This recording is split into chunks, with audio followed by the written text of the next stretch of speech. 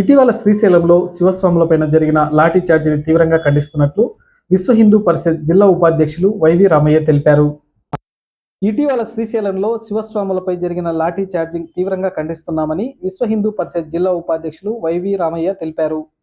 శివరాత్రికి ఇలాంటి సంఘటనలు మళ్లీ పునరావృతం కాకుండా అధికారులు చర్యలు చేపట్టాలని తెలిపారు.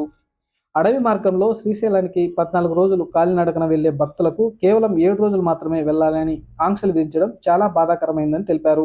మహానంది పుణ్యక్షేత్రంలో కూడా శివరాత్రి సందర్భంగా వచ్చే రద్దీని దృష్టిలో ఉంచుకొని అధికారులు తగిన ఏర్పాట్లు చేయాలని తెలిపారు. అన్య మతస్థులకు, హిందూయేతరులకు దుకాణాలను కేటాయించవద్దని తెలిపారు.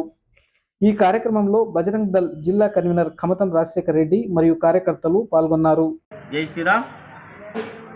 విశ్వ హిందూ పరిషత్ నంద్యాల జిల్లా ఈ నెల 9వ తారీఖున శ్రీశైలంలో శ్రీ మల్లికార్జున స్వామి దర్శనం కోసం పోతున్నటువంటి శివస్వాముల పైన పోలీసు యంత్రాంగం లాఠీ చార్జ్ చేయడం చాలా శోచనీయమని విశ్వ హిందూ పరిషత్ ఖండిస్తూ ఉంది.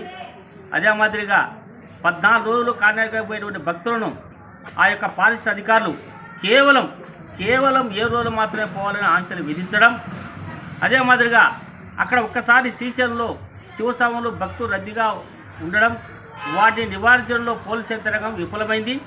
ఇది కాకుండా అక్కడ నుండి ఎవరైతే ఈవో గారు ఉన్నారో వారు కూడా దీనిపైన సరైన దృష్టి సారించకపోవడం, పోలీసుల మధ్య సరైన సమన్వయం లేకపోవడం, కేవలం ఈ సంవత్సరం అనేక మంది శివస్వాములు వేలాదిగా వెళ్ళడం, దాని మీద మీరు ఒక అవగాహన లేకపోవడం, ఆత్మకూరు నుంచి కేవలం ఆ డివిజన్లో ఉండేటువంటి పోలీస్ యంత్రాంగం మాత్రం వెళ్ళడం, అంటే సిబ్బంది తక్కువగా పోవడం, అంచనా లేకుండా పోవడం దీనికి కారణం.